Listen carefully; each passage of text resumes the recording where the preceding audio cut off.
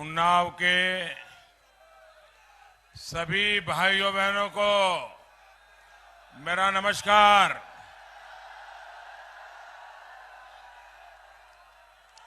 आज इस सभा में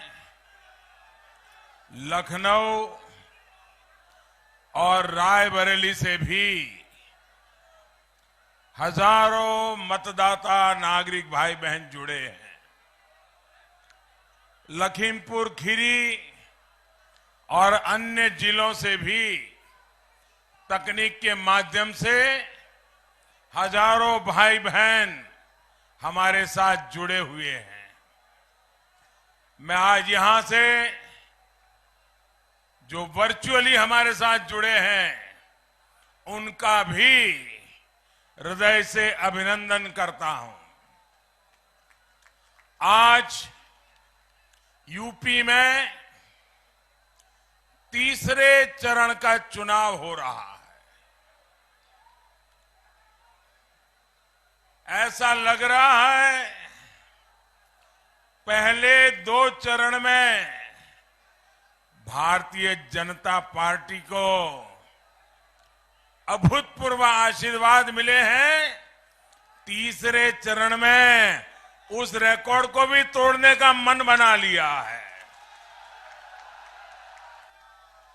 तीसरे चरण, चौथे चरण को लेकर अब बड़े बड़े दावे करने पर उतरे हैं। अब ये लोग करें भी तो क्या करें। हालत ये है कि जिस सीट को ये लोग सबसे सुरक्षित मान करके बैठे थे वो भी हाथ से निकल रही है। आज तीसरे चरण में उत्साह के साथ मतदान कर रही उत्तर प्रदेश की जनता कह रही है आएगी तो भाजपा ही, आएंगे तो योगी ही। इन गौर परिवारवादियों की सरकार में संगीन अपराधों के आरोपी और माफिया मंत्रिमंडल का हिस्सा थे। ये छवि इन लोगों ने ऐसी बना दी थी कि यहां कुछ बदल नहीं सकता। उस यूपी में योगी जी की सरकार ने कानून व्यवस्था को सुधार कर दिखाया है। इसलिए यूपी पूरी ताकत से कह रहा है जो सुरक्षा लाए हैं हम उनको लाएंगे।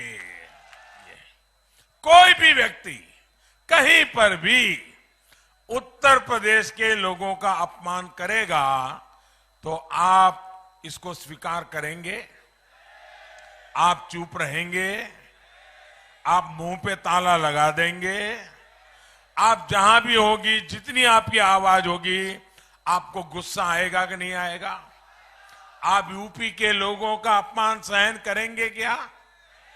लेकिन ये परिवारवादी, इतना बड़ा अपमान हुआ, इतना सारा बोला गया, लेकिन उनके मुंह से एक शब्द नहीं निकला। क्यों? उनको यूपी के लोगों के मान सम्मान की नहीं, सिर्फ अपने कुनबे की चिंता है। और इसलिए भाइयों बहनों, न ये आपकी इज्जत की परवाह कर सकते हैं। सरकार क्या है उनके लिए? उनके लिए सरकार का मतलब क्या है?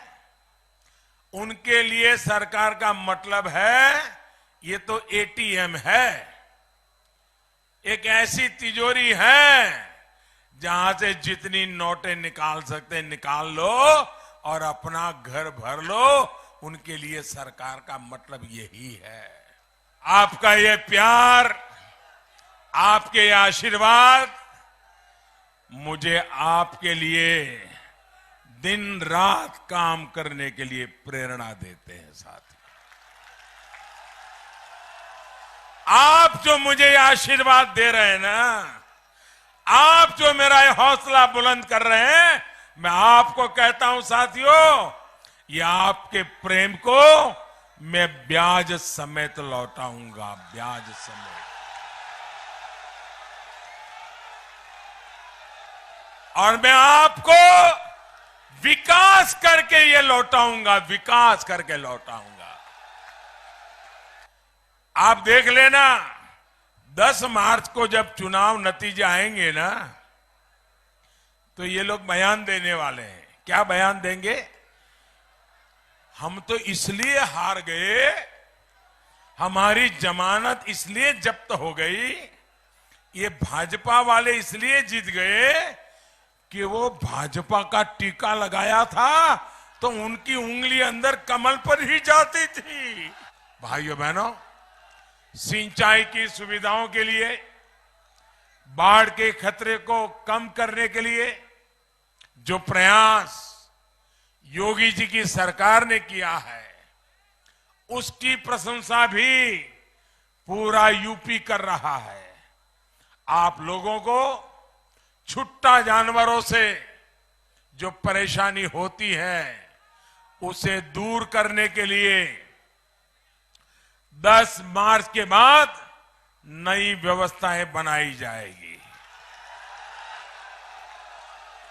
और उन्नाव के मेरे भाई बहनों, मेरे ये शब्द लिख के रखिए, ये मोदी बोल रहा है और आपके आशीर्वाद के साथ बोल रहा है। भाइयों बहनों, जो पशु दूध नहीं देता है, उसके गोबर से भी आय हो, ऐसी व्यवस्था मैं आपके सामने खड़ी कर दूंगा भाइयों।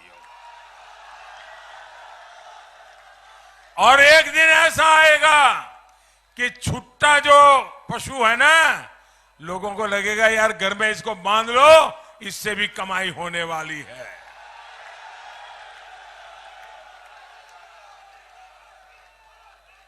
साथियों, भ्रष्टाचार, अवैध कब्जे, अवैध खनन, गुंडागर्दी और विकास में परिवारवाद, वोट बैंक, भेदभाव, ये पुराने दिन हम उत्तर प्रदेश में लौटने नहीं देंगे भाइयों। आप मेरी मदद करेंगे ना? आप मेरी मदद करेंगे ना? पक्का करेंगे।